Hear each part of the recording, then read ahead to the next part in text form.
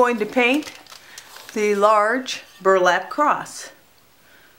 It is a piece of bisque that's been fired to cone 06, and I'm going to be using Kimple opaque stains, water-based opaque stains, to base coat and dry brush to create a burlap looking cross. The texture is in the mold, and so that makes it a great piece to dry brush.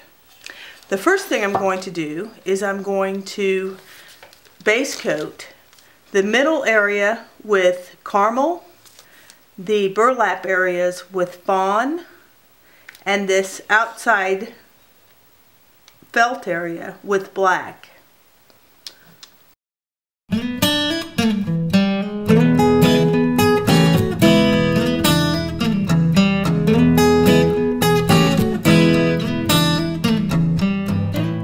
Now that I've base coated all the areas of my cross, I'm going to come in with a little bit of the Intense Translucent Amber, which Intense Translucents are an oil-based product, but they're partially water-soluble.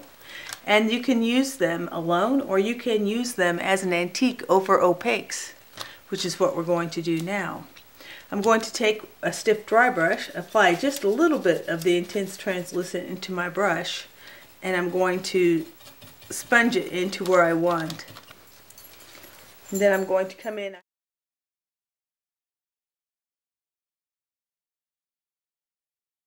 I have antiqued the entire area with the Intense Translucent Amber. I'm going to come in and dry brush over the burlap areas with the original, a little bit of the original fawn, and then highlight with a little bit of the fawn and some tawny beige and some caramel in my brush.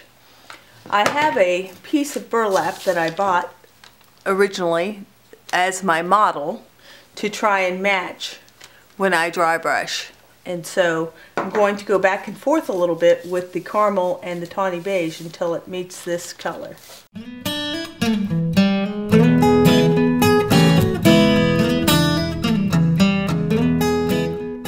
That looks really close to the color of the burlap. If you decide that we'd like a little bit more brown back in there, this is the brush that I had the amber. I can come in and add a little bit of that back.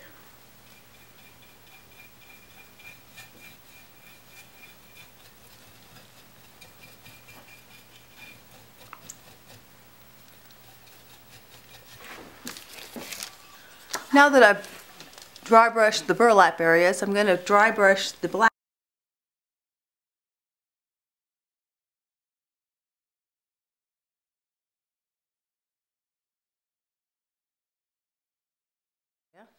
I'm now going to dry brush the center caramel area. And what I'm going to do is I'm going to use a little bit of the caramel, the original color before the antique. Then I'm going to add some of the tawny beige to my brush.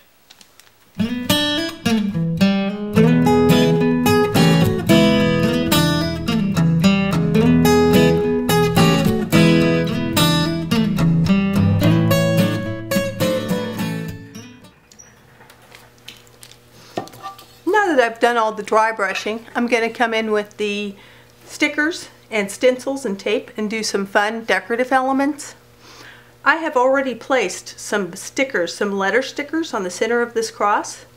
These are stickers that you can buy at any craft store, and they have glitter on them, which is totally unnecessary. The reason I bought these is that they are the actual shape of the letter and not the letter silk screened on a bigger piece. And so look for stickers that are actually the shape of the letter.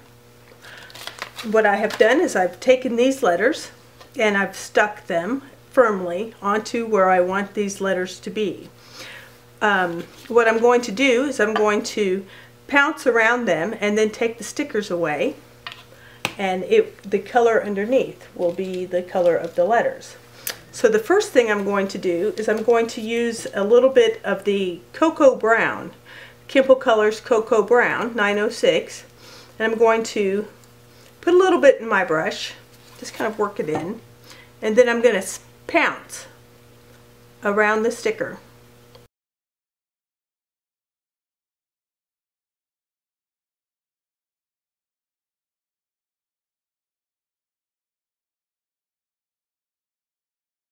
Okay, now that I have some of the cocoa brown pounced around the lettering, I'm going to move to put some 902 black on that same brush. Just kind of work it into the brush a little bit. And then I'm going to pounce some of that, but more on the sticker than the surrounding area.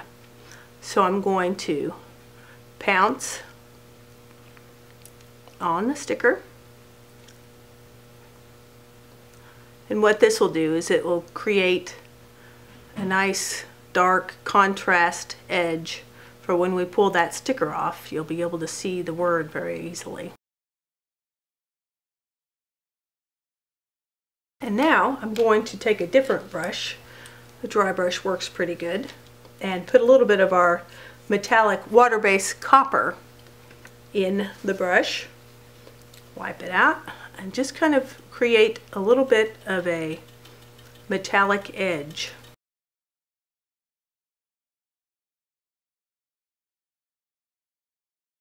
I'm going to come back with a little bit more black. And I'm going to try and put a little bit more black on the bottom so it appears to be a drop shadow. Now what I'm going to do is I'm going to take one of our handy cleaning tools and I'm going to pull the stickers off.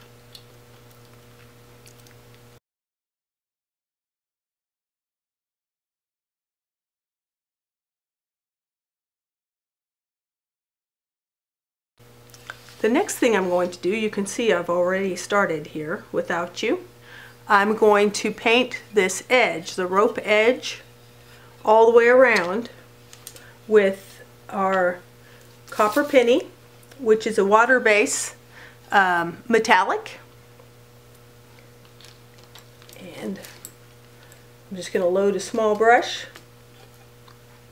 and continue painting all the way around the cross.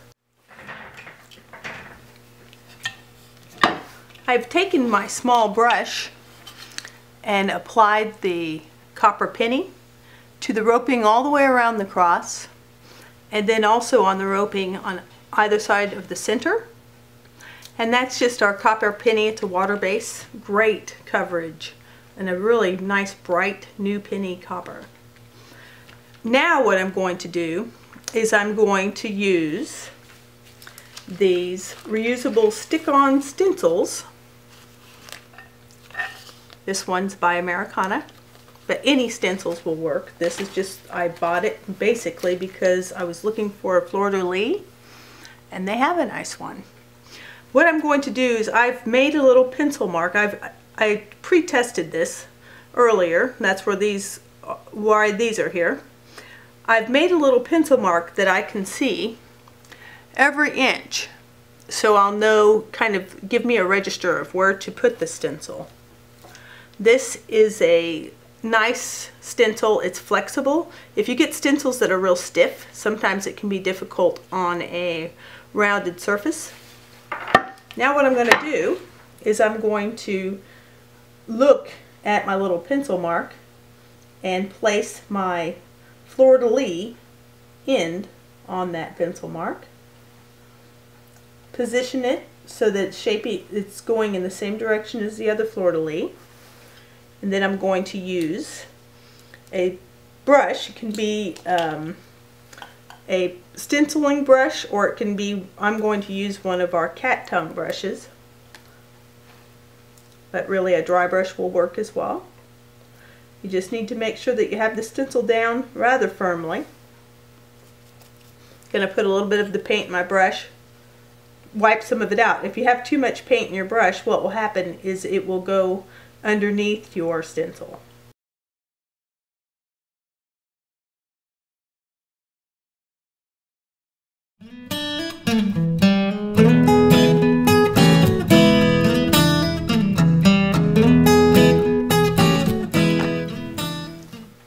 And now I've finished pouncing my fleur-de-lis on the dark area, and my large burlap cross is finished. I could put more detail details anywhere I wanted to, but I think that as a set, they're going to look nice and there's enough going on. I want to show you how I did these other details on the other crosses. These are our two small burlap crosses. They come in one mold, and they were fun to paint. I used the same dry brush technique on the burlap and the black as I did on the larger cross. Accent of copper, everything's the same. They're just smaller versions. And I dry brushed them using the same techniques as I did the large cross. Exact same colors, just smaller. And I created this lovely pattern using a stencil. This stencil, which I bought many years ago. I think it's a plaid stencil. And I just placed it on there and stenciled. This one, the chevron cross, this was fun. I used thin masking tape, which you can get at craft stores, plus one of our good friends at timandjohn.com. They have nice different sizes of masking tape as well. What I did was, I already set some up here, and this is one of our tiles. We do this a lot, test on a tile before we try it on a piece.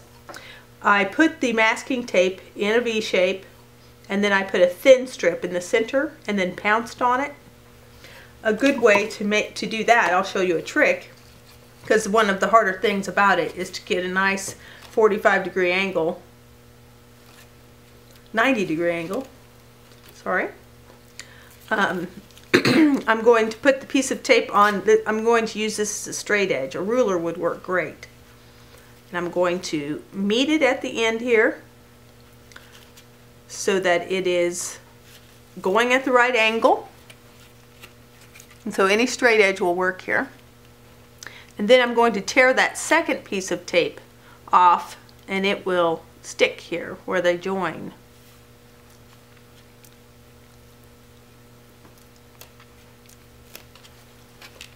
Now it's at the right angle, and I can put that on my ceramic piece.